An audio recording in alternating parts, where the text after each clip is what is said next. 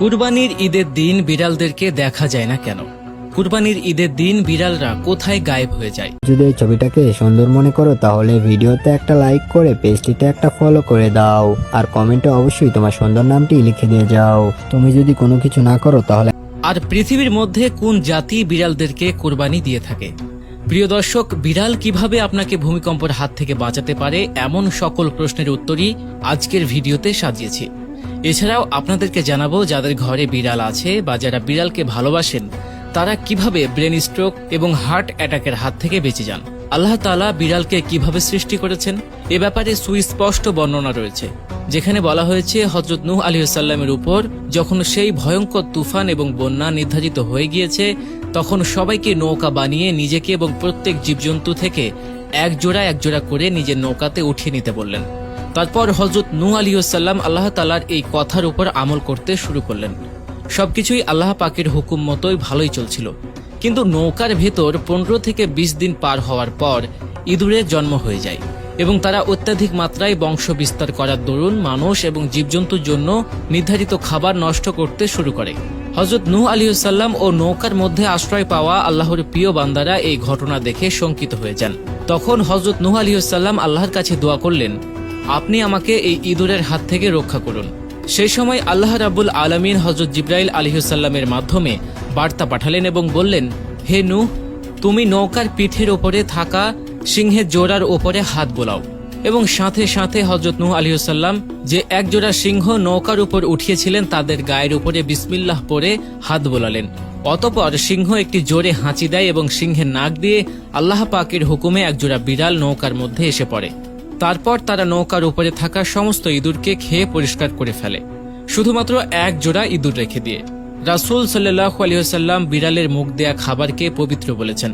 বিড়াল মুখ দেওয়ার পরেও খাবার খেয়েছেন। এছাড়াও তিনি এক সাহাবীকে খুবই ভালোবাসতেন, কেননা সেই সাহাবী বিড়ালকে খুব ভালোবাসত। সেই সাহাবীর নাম হচ্ছে আবু হুরায়রা রাদিয়াল্লাহু তাআলা আনহু। এই নামটি আল্লাহর রাসূল সাল্লাল্লাহু আলাইহি ওয়াসাল্লাম দিয়েছেন। এই নামের অর্থ বিড়ালের পিতা। অথচ এই নামে ডাকতে ডাকতে আবু হুরায়রার আসল নামটি মানুষ ভুলে যায়। আবু হুরায়রার আসল নাম ছিল আব্দুর রহমান। বিড়াল নিয়ে পশ্চিমা গবেষকরা অনেক গবেষণা করেছেন। বিশেষজ্ঞরা আমাদেরকে জানিয়েছেন দুশ্চিন্তা, পেরেশানি, হতাশা এই সব কিছু বিড়াল পালনকারী ব্যক্তিকে খুব কমই আক্রান্ত করতে পারে। আর এর দরুন বিড়াল পালনকারী ব্যক্তির প্রেক্ষিতে হার্ট অ্যাটাক এবং স্ট্রোকের ঝুঁকি কমে যায়। এছাড়াও আপনি কিছুক্ষণ পরই মানসিক অবসাদগ্রস্ত হয়ে থাকেন, তাহলে কিছুদিনের জন্য হলেও একটা বিড়াল পালতে পারেন। বিশেষজ্ঞদের প্রমাণিত সত্য তথ্য, বিড়ালের দিকে তাকালে আপনি নেগেটিভ এনার্জি থেকে নিজেকে বাঁচাতে পারবেন। তাই পশ্চিমা বিশ্বে অনেকেই ডিপ্রেশনের হাত থেকে বাঁচতে ক্যাট থেরাপি বা বিড়াল পালা শুরু করেছে। এছাড়াও আপনারা জেনে অবাক হবেন যে বিড়ালের শ্রবণ শক্তি কিন্তু অনেক বেশি হয়ে থাকে। ইসলামিক বিশেষজ্ঞরা বলে থাকেন বিড়াল জিন জাতির শব্দ শুনতে পারে। এমনকি বিড়াল আপনার পার্শ্ববর্তী গ্রামের কোথায় কি ঘটনা ঘটেছে সেই শব্দ দূর থেকে অনুধাবন করতে পারে এবং সেই শব্দ তার কানে এসে পৌঁছে যায়। এছাড়া আপনার ঘরে যদি দুষ্টু জিন প্রবেশ করে বিড়ালরা সেটা বুঝতে পারে। এমনকি রহমতের ফেরেশতা আসলেও বিড়াল তা বুঝতে পারে। আপনি জেনে অবাক হবেন যে বিড়াল সর্বোচ্চ 31 কিলোমিটার বেগে দৌড়াতে পারে। বিড়ালের শ্রবণ শক্তি শুধু প্রখর এমনটিও নয়, দৃষ্টিশক্তিও অনেক প্রখর হয়ে থাকে। গবেষণায় জানা গিয়েছে ভূমিকম্প আসার প্রায় 10 থেকে 15 মিনিট আগে বিড়াল জানতে পারে। তারা প্রাকৃতিক পরিস্থিতি অনুধাবন করতে পারে, ভূগর্ভের কম্পনের শব্দ শুনতে পারে। এছাড়াও দৃশ্যমান এমন অনেক কিছু দেখতে পারে যা আপনার আমার পক্ষে দেখা সম্ভব নয়। আল্লাহু আকবার। একটি বিষয় জানলে অবাক হবেন যে শয়তানের ওপর আমল করা মানুষজন কালো বিড়াল ব্যবহার করে থাকে, অর্থাৎ তারা কালো বিড়ালকে দেখলেই কোরবানি করে দেয় আর এর ফলে তারা দুষ্টু জাদু চর্চা করে। বিড়ালরা সকল প্রকার জিন জাতিদেরকে স্পষ্টত দেখার শক্তি রাখে। তাছাড়া বিড়ালরা মৃত্যুর ফেরেশতাকেও চিনতে পারে। আপনাদের জানিয়ে রাখি যে বিড়ালরা যখন অনেক বেশি গোশত খেয়ে ফেলে তখন তাদের বদহজম হয়ে যায় এবং সেই সময় এরা কিছুটা পরিমাণে ঘাস খেতে পছন্দ করে।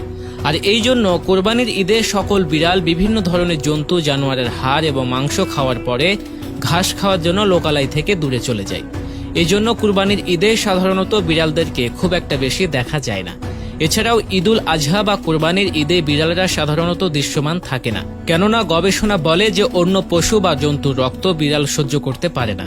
এখানে সেখানে বিভিন্ন ধরনের পশু জবাই হয়, সেগুলো রক্ত দেখে বিড়াল ভয় পায়, তাই বিড়াল আতঙ্কিত হয়ে পালিয়ে থাকে। এছাড়াও ইসলামিক বিশেষজ্ঞগণ বলেন কোরবানির ঈদের দিন আকাশ থেকে বিভিন্ন ফেরেশতারা পৃথিবীতে নেমে আসে, আর ফেরেশতাদের দেখার পর বিড়ালরা সেখান থেকে লুকিয়ে পড়ে। একটা কথা বলে রাখি, পোষা বিড়ালরা কিন্তু এদিন পালিয়ে যায় না, কেননা তারা ঘরেই থাকে। আর বিড়ালের যত ইন্টেলিজেন্স পাওয়ার রয়েছে, এসব কিন্তু পোষা বিড়ালদের মধ্যে নাও পাওয়া যেতে পারে, কেননা পোষা বিড়ালদেরকে মানুষ তার প্রাকৃতিক অবস্থার উপর এত বিষয়ে হস্তক্ষেপ করে, বিশেষ করে তাদের গোফগুলো ছোট করে ফেলে, শরীরে ঘষাঘষি করে। এর ফলে স্বাধীনভাবে বিচরণ করা একটা বিড়ালের ক্ষমতার সাথে পোষা বিড়ালের ক্ষমতা খুব কম হয়ে থাকে। তবে ভূমিকম্প, সতর্কতা থেকে শুরু করে ঘরের অদৃশ্য বস্তু দেখা, এসব কিছু পোষা বিড়ালের মধ্যেও রয়েছে।